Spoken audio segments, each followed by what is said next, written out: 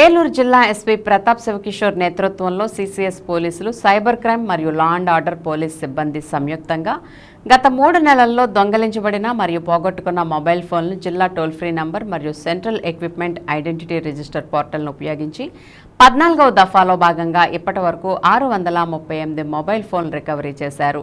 వాటి విలువ 76,56,000 రూపాయలు. ఈ మొబైల్ ఫోన్లు ఏలూరు, పశ్చిమ గోదావరి, ఎన్టీఆర్ జిల్లా, అంబేద్కర్ కోనసీమ, కృష్ణా, విశాఖపట్నం, తూర్పు గోదావరి, విజయనగరం, విశాఖ, తెలంగాణ, కేరళ, మహారాష్ట్ర, తమిళనాడు తదితర ప్రదేశాల్లో ప్రస్తుత యూజర్స్ నుండి స్వాధీనం చేసుకోవడం జరిగింది. ఎంఈఐ ఆధారిత సెకండ్ హ్యాండ్ మొబైల్ ఫోన్లు, ఐప్యాడ్, ట్యాబ్లెట్లు మొదలైన సరైన బిల్లులు, డాక్యుమెంట్లు మరియు ఐడి రుజువు మొదలైనవి లేకుండా అనుమతించకూడదని అన్ని మొబైల్ దుకాణాలు, మరమ్మతు దుకాణాల యజమానులకు నోటీసులు జారీ చేశారు. ఈ కార్యక్రమంలో ఏలూరు జిల్లా అదనపు SP N Suryachandrarao, Eluru DSP Shravan Kumar, Eluru CCS inspector Rajasekhar, Eluru 1 town inspector Satyanarayana, Eluru 3 town inspector Koteswararao మరియు పోలీస్ అధికారులు పాల్గొన్నారు.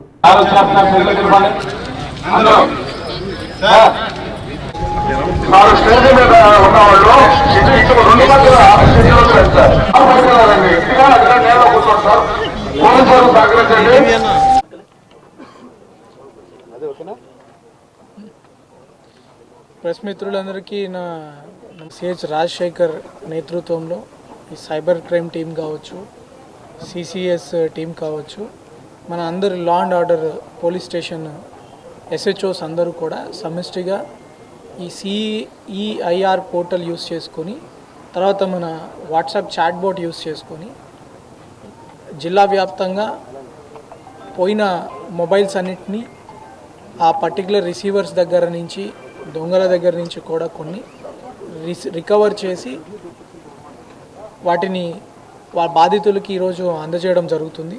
దానిలో భాగంగా ఇది 14th ఫేజ్. ఇప్పటి వరకు 14 టైమ్స్ ఇలా చేయడం జరిగింది. వాట్సాప్ బాట్ స్టార్ట్ చేసిన దగ్గర నుంచి టోటల్ ఇప్పుడు మనం చూసుకుంటే 638 మొబైల్ ఫోన్స్ని రికవర్ చేయడం జరిగింది. దీని విలువ మనం చూసుకుంటే 76,56,000 వరకు వస్తుంది. ఇప్పటి వరకు ఈ 14 ఫేజుల్లో కూడా మనం కలుపుకుంటే 2,400 దాకా మనం మొబైల్ ఫోన్స్ని ఇప్పటి వరకు రికవర్ చేయడం జరిగింది. ఇప్పటి వరకు మనం బాధితులకి పోయిన ఫోన్స్ అన్నీ రికవర్ చేసుకొని ఇవ్వగా వచ్చిన మొత్తం 4,06,39,000 వరకు ఉంటుంది. ఇప్పటి వరకు మనం రికవర్ చేసి బాధితులకి తిరిగి అందజేసిన ఫోన్స్. ఈ ఫోన్స్ మనం చూసుకుంటే ఏలూరు, పశ్చిమ గోదావరి, ఎన్టీఆర్, కృష్ణా, కోనసీమ, కొన్ని తెలంగాణ, కేరళ, మహారాష్ట్ర, తమిళనాడు, ఇతర రాష్ట్రాల నుంచి కూడా ఈ ఫోన్స్ తెప్పించడం జరిగింది. ఈ దొంగలించిన వస్తువుల్ని కొనడం కానీ లేదా విక్రయించడం కానీ